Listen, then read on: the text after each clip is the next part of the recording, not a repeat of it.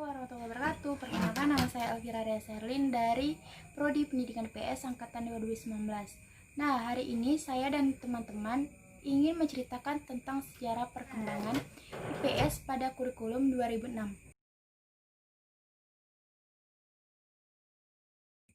Kurikulum Tingkat Satuan Pendidikan atau KTSP 2006 merupakan kurikulum sebelum kurikulum Indonesia yang digantikan oleh kurikulum 2013. KTSP merupakan kurikulum yang berorientasi pada pencapaian kompetensi. Oleh sebab itu, kurikulum ini merupakan penyempurnaan dari kurikulum berbasis kompetensi atau kita kenal dengan KBK, yaitu kurikulum 2004. Dapat dilihat dari unsur melekat pada KTSP sendiri, yaitu adanya standarnya kompetensi dasar, serta adanya prinsip bersama dalam pengelolaan kurikulum, yaitu disebut dengan kurikulum berbaris sekolah atau KBS. Standar kompetensi dan kompetensi dasar dapat kita lihat dari standar isi yang disusun oleh Badan Standar Nasional Pendidikan atau BSNP. Yang selanjutnya, standar isi dan SKL harus dijadikan salah satu rujukan dalam pengembangan kurikulum di setiap satuan pendidikan, sedangkan KBS adalah salah satu prinsip pengembangan yang dirancang oleh daerah untuk merencanakan, melaksanakan, dan mengelola serta menghasil pelajaran sesuai dengan karakteristik serta daerah di mana sekolah itu berada. KTSP dilahir dari semangat otonomi daerah di mana urusan pendidikan semuanya di pusat, tetapi sebagian ditanggung jawab di daerah.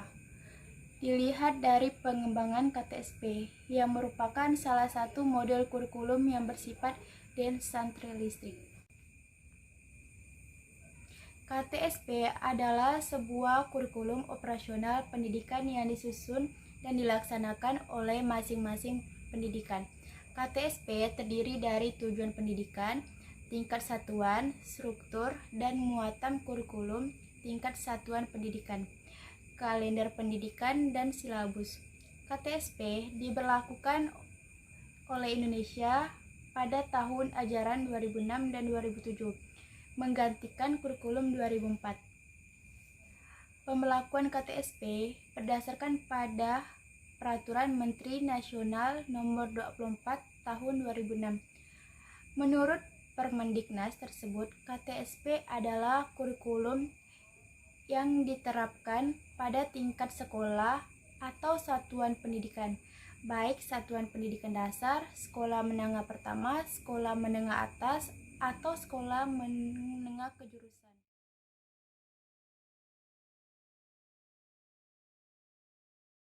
Kompetensi kecakapan hidup dalam mata pelajaran IPS yang tertuang dalam kurikulum 2006. Ada 4 kecakapan hidup yang saya akan jelaskan. Yang pertama adalah kecakapan personal. Kecakapan personal berhubungan dengan iman kepada Tuhan Yang Maha Esa, di mana berakhlak mulia, bertanggung jawab, dapat menghormati, serta dapat menilai diri sendiri. Jika anak dapat mengenal, memahami, serta menerapkan hal-hal tersebut di dalam kehidupan pribadinya maupun di dalam kehidupannya bermasyarakat, maka akan dapat membantu anak untuk mengembangkan potensinya yang mencerminkan juga bahwa dirinya adalah ciptaan Tuhan Yang Maha Esa. Kedua adalah kecakapan sosial. Kecakapan sosial ini berhubungan dengan kemampuan anak untuk dapat bekerja sama di dalam kelompok.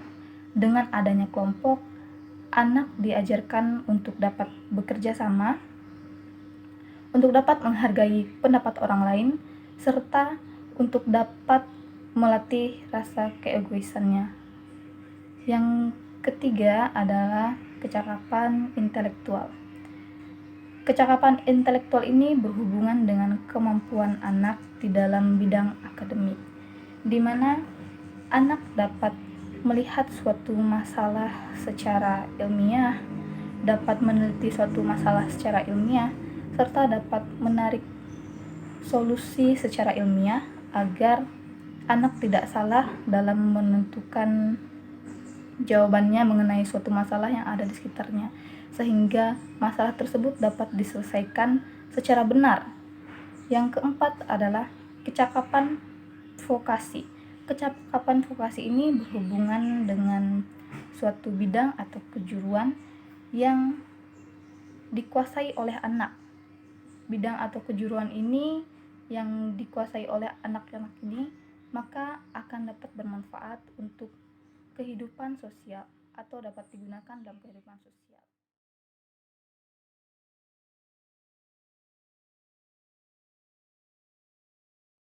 Sedangkan ada 12 yang menjadi kompetensi mata pelajaran ilmu pengetahuan sosial, yaitu yang pertama adalah kemampuan memahami identitas diri dan keluarga, serta saling menghormati dan memajemukkan keluarga. Yang kedua, kemampuan mengenal lingkungan rumah dan peristiwa penting yang terjadi di dalam lingkungan keluarganya. Yang ketiga, kemampuan memahami peristiwa penting di dalam keluarga secara kronologis. Yang keempat, kemampuan memahami kedudukan dan peran anggota keluarganya.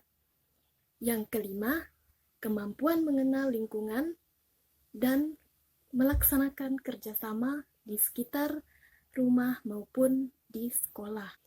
Yang keenam, kemampuan memahami jenis pekerjaan dan penggunaan uang. Yang ketujuh, kemampuan memahami sejarah, kenampakan alam, dan beragam suku yang ada di kabupaten atau kota maupun provinsi. Yang kedelapan adalah kemampuan memahami sumber daya alam, kegiatan ekonomi, dan kemajuan teknologi yang ada di lingkungan kabupaten, kota, maupun provinsi. Yang kesembilan adalah kemampuan mendeskripsikan kejayaan masa lalu, keanekaragaman kenampakan alam, dan suku budaya, serta kegiatan ekonomi yang ada di Indonesia. Yang ke-10 adalah kemampuan memahami perjuangan bangsa Indonesia dalam meraih kemerdekaan. Yang ke-11 adalah kemampuan memahami kenampakan alam dan keadaan sosial negara tetangga maupun dunia. Dan yang terakhir atau yang ke-12 adalah kemampuan memahami peran bangsa Indonesia di era globalisasi.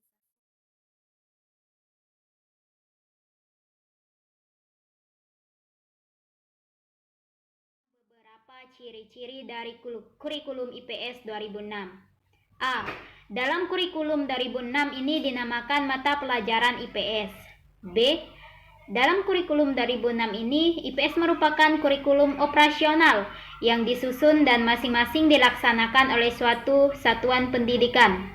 C. Sekolah atau guru mempunyai keluasan penuh untuk menjabarkan kompetensi menjadi beberapa indikator atau mengembangkan indikator itu sendiri. D. Dalam kurikulum 2006 ini bersifat memberi rambu-rambu dalam menentukan keluasan suatu materi. E. Lebih menuntut kreativitas guru untuk menyusun model pendidikan. F. Bahan kajian pembelajaran pada kurikulum IPS 2006 ini tidak berdiri sendiri. G. Pada pembelajaran IPS kurikulum 2006 ini sudah ditentukan tema-tema pada setiap semester, dari semester 1 hingga semester akhir. Dari kelas 4 hingga kelas 6, setiap pembelajaran sudah ditentukan tema-temanya tersendiri. H. Kurikulum IPS 2006 ini hanya memuat standar kompetensi dan kompetensi dasar sendiri. Nah, selanjutnya adalah I. Metode mengajar, penilaian, dan sarana prasarana guru diharapkan dapat mandiri. Artinya, guru itu harus mandiri dalam menentukan sendiri bagaimana kebutuhan siswanya untuk metode pembelajarannya. Selanjutnya, J adalah proses pembelajaran pada suatu pendidikan diselenggarakan secara interaktif dan inspiratif, menyenangkan, menantang. Sehingga guru hendaknya memberikan inspirasi kepada peserta didik untuk mengembangkan diri mereka sendiri. Nah, selanjutnya yang K adalah pengorganisasian materi menggunakan pendekatan kemasyarakatan atau bisa disebut dengan expanding community approach, yang artinya dimulai dari yang terdekat seperti keluarganya mereka, teman-teman mereka. Selanjutnya L adalah pembelajaran menggunakan metode terpadu, yakni pembelajaran dengan konseptual untuk mengembangkan dan meningkatkan kecerdasan berupa sikap serta keterampilan sosial. Nah, yang M adalah dalam pembelajaran ilmu pengetahuan sosial perlu diikuti dengan praktek belajar pengetahuan sosial. Praktek ini merupakan evaluasi pembelajaran yang dirancang untuk membantu siswa dalam belajar secara empirik dan generalisasi. Serta melalui kesadaran lingkungan. Nah, selanjutnya yang N adalah dalam pembelajaran ilmu pengetahuan sosial dapat menggunakan berbagai media yang mempunyai potensi untuk menambah wawasan serta meningkatkan hasil belajar para siswa itu sendiri. Selanjutnya yang O adalah penilaian berbasis kelas. Dalam mata pembelajaran ilmu pengetahuan sosial diarahkan untuk mengukur pencapaian indikator hasil belajar mereka sendiri. Selanjutnya P, alokasi waktu. Setiap kompetensi dasar dapat diorganisasikan guru sesuai dengan alokasi yang diperlukan. Artinya waktu itu fleksibel gitu. Nah, sekian dari kelompok kami. Nah, kurang lebihnya mohon maaf. Billahi taufik wal hidayah. Wassalamualaikum warahmatullahi wabarakatuh.